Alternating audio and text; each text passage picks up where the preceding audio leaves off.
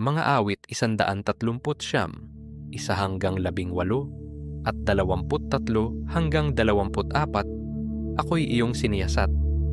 Batid mo ang aking buhay. Ang lahat kong lihim, Yahweh, ay tiyak mong nalalaman. Ang lahat ng gawain ko sa iyo ay hindi lingid. Kahit ikaw ay malayo, batid mo ang aking isip. Ako'y iyong nakikita, gumagawa o hindi man. Ang lahat ng gawain ko'y pawang iyong nalalaman. Di pa ako umiimik, yaong aking sasabihi. Alam mo ng lahat iyon. Lahat ay di malilihim. Ika'y laging kapiling ko, katabi ko oras-oras. Ang likas mong kalakasan ang sa aki nag-iingat.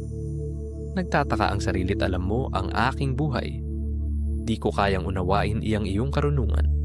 Saan ako magpupunta upang ako'y makatakas? Sa iyo bang espiritu, ako ba'y makakaiwas? Kung langit ang puntahan ko, tiyak na naroroon ka. Sa daigdig ng mga patay, humimlay man ako'y ikaw din ang kasama. Kung ako ay makalipad, umiwas na pasilangan.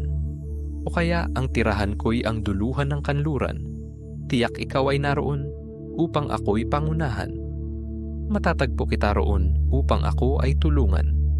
Kung ang aking pagtaguan ay ang dilim na pusikit, padiliming parang gabi ang liwanag sa paligid.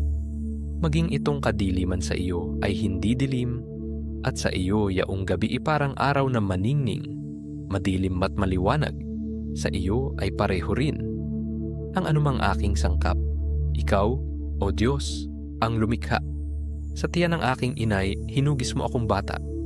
Pinupuri kita, O Diyos, marapat kang katakutan. Ang lahat ng gawain mo ay kahangahangang tunay.